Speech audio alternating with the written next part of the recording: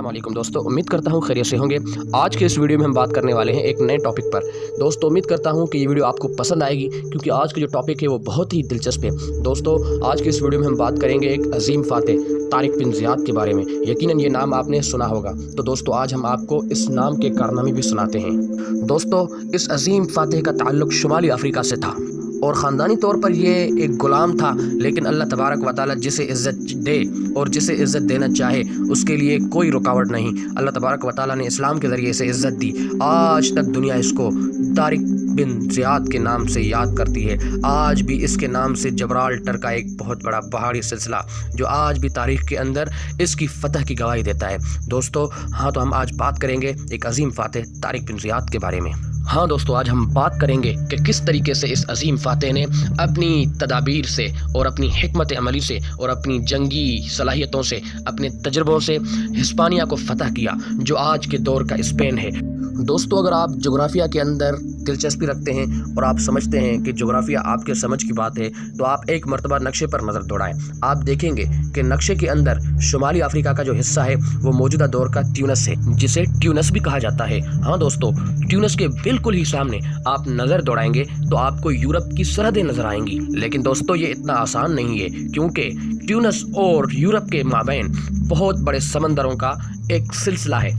दोस्तों जैसा कि हम बात कर रहे हैं 700 ईस्वी के ज़माने की, और हम ये भी जानते हैं कि इस ज़माने के अंदर मुसलमानों ने शुमाली अफ्रीका पर मुकम्मल कब्ज़ा कर लिया था, और ट्यूनिस शुमाली अफ्रीका का एक बहुत बड़ा रकबा था, उस पर भी मुसलमानों ने कब्ज़ा कर लिया था। लेकिन अभी तक यूरोप की तरफ बड़ी पेशकदमी नहीं हुई थी। अलबत्ता छोटी छोटी फतूहात हुई थी। मुख्तलिफ कमांडरों ने मुख्तलिफ औकात पे वहाँ पर हमले करके साहिलों से वहाँ पर फतूहात का सिलसिला जारी रखा था।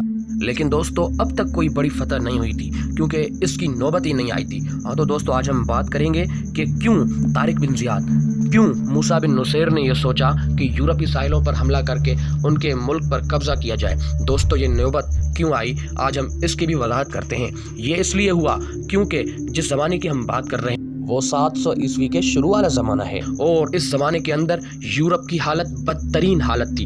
इल्मी एतबार से अगर हम बात करें तो वो बिल्कुल पीछे था, और अगर इंसाफ के तौर पर हम बात करें तो इंसाफ का वहाँ कोई नामो निशान नहीं था। जुल्म बर्बरियत का दौरा था। हाँ दोस्तों, इस ज़माने में लोग वहाँ से तंग आकर भागते हुए मुसलमानों के इलाकों में पनाह गुज़ीर हो रहे थे, क्योंकि वो मुसलमानों का हुस्न सलूक और उनकी हुकूमत और इंसाफ का मुँह देख चुके थे। हाँ दोस्तों, इसलिए वो लोग वहाँ से भाग कर इस तरफ रुख कर रहे थे। मूसा बिन नुसैर को जब ये मालूम हुआ कि वहाँ पर इस तरह का जुल्म सितम और बर्बरियत का दौरा है, तो उसने अपने सबसे बड़े जर्नल और सबसे माहिर जर्नल को तैयार किया, वो है Tariq bin Ziyad. Tariq bin Ziyad ने तैयारियां शुरू कर दी। तैयारियों के मुकम्मल होने के बाद तारिक बिन ज़ियाद आखिरकार निकल पड़े। उन जालिमों, जागीरदारों, वडेरों और सियासतदानों को उनकी अयाशियों से निकाल कर उनका नशा उतारने के लिए वो चल पड़े। दोस्तों जंगी राह को हमवार करने के लिए मूसा बिन नुसैर ने सबसे पहले अपने एक छोटे जर्नल तरीफा को यूरोप की तरफ भेजा। तरीफ फिलफौर यूरोप पहुंच गया। जुलाई 710 के अंदर वो अपने 400 सिपाहियों के हमरा साहिल हिस्पानिया के इंतहाई जनूब में एक कोने पर वारिद हुआ, जिस जगह को आज भी उसके नाम से याद किया जाता है। आज भी लोग उसे तरीफा कहकर पुकारते हैं। वहाँ से उसने आसपास के इलाकों का तख्ता उलट दिया और उन पर हमले करके बहुत सारा माल गनीमत हाथ ले लिया, और फिर वापस आकर मूसा बिन नुसैर को मुकम्मल हालात से बाखबर किया। मूसा बिन नुसैर ने हालात को साज़गर पाते हुए तारिक बिन ज़ियाद को इजाज़त दे दी और कहा कि आप निकल पड़े, और तारिक बिन ज़ियाद भी निकल पड़ा। तारिक बिन ज़ियाद अपनी 7000 की फ़ौज के साथ आबनाए अबूर कर उस मकाम पर पहुंचा जिसे आजकल जबराल्टर के नाम से जाना जाता है।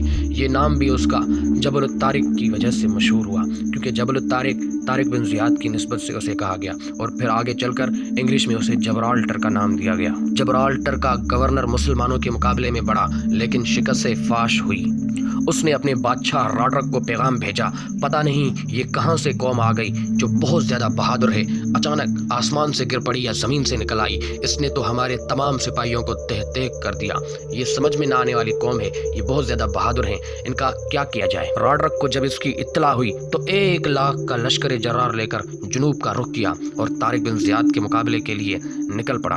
तारिक बिन ज़ियाद को जब ये मालूम हुआ कि वो 1 लाख के लश्कर जर्रार के साथ जुनूब की तरफ आ रहा है, तो तारिक बिन ज़ियाद ने पीछे से मदद मांग ली, और मूसा बिन नुसैर ने मज़ीद 5000 का लश्कर भेज दिया। अब 12,000 की तादाद मुकम्मल हो गई।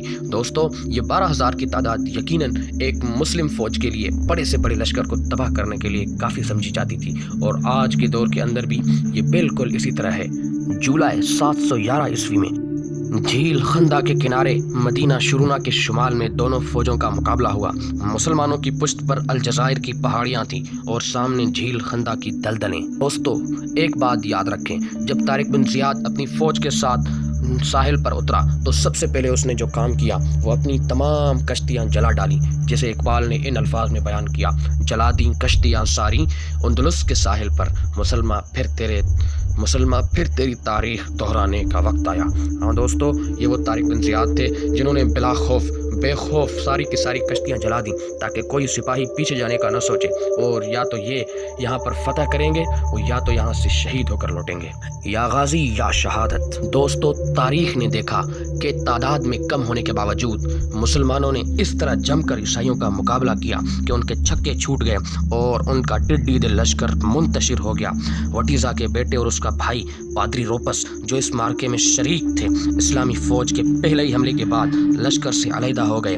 उनका ख्याल था कि रॉड्रिक की शिकस्त के बाद मुसलमान हमला आवर लूट मार करके वापस चले जाएंगे और स्पेन की हुकूमत फिर से वटीज़ा के जानशीनों को मिल जाएगी। इस तरह सितमज़दा वसीकान जो रॉड्रिक के झंडे तले लड़ रहे थे वो भी दिल बर्दाश्त हो गए। नतीजा ये हुआ कि शहनशाह रॉड्रिक भी जान बचाकर भागा और दरिया में डूब कर मर गया।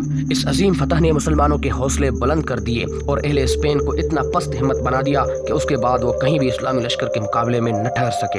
बाल्फाज दीगर मार्के लागू खंदा सारे अंदलुस की फतह का पेश कीमा साबित हुआ। इमदादी फौज रवाना करते वक्त मूसा ने तारिक को हिदायत की थी कि जब तक मैं ना आ जाऊं तुम कोई जारिहाना इकदाम न करना, मगर तारिक ने उस हुक्म की कोई परवाह न की और अपनी फौज को 4 हिस्सों में मुनकसिम करके मुख्तलिफ सिमतों में रवाना किया।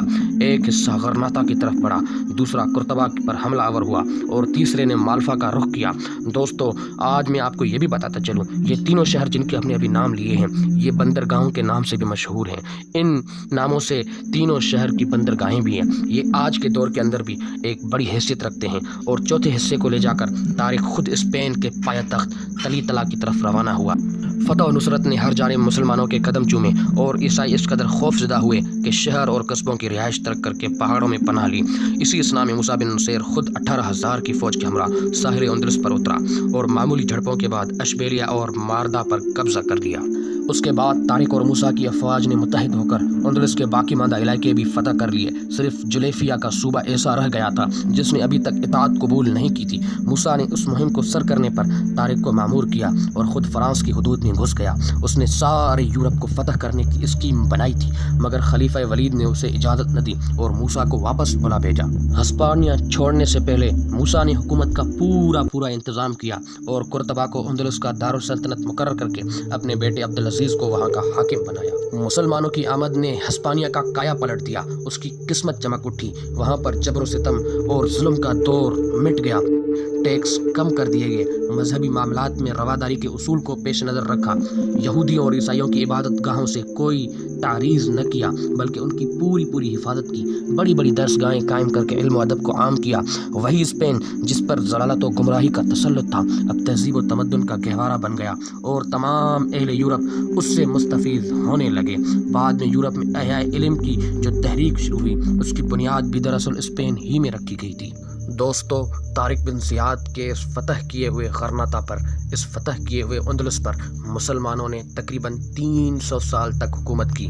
आज भी अंदलुस और स्पेन की लाइब्रेरियाँ उनके इल्म को याद करती हैं। आज भी स्पेन के पहाड़ तारिक बिन ज़ियाद की जंगी कारनामों को याद करते हैं। दोस्तों वीडियो पसंद आए तो लाइक करें, शेयर करें और कमेंट में बताएं कि आप किस तरह की मज़ीद अपडेट चाहते हैं। खुदा हाफिज़, अपना ख्याल रखें।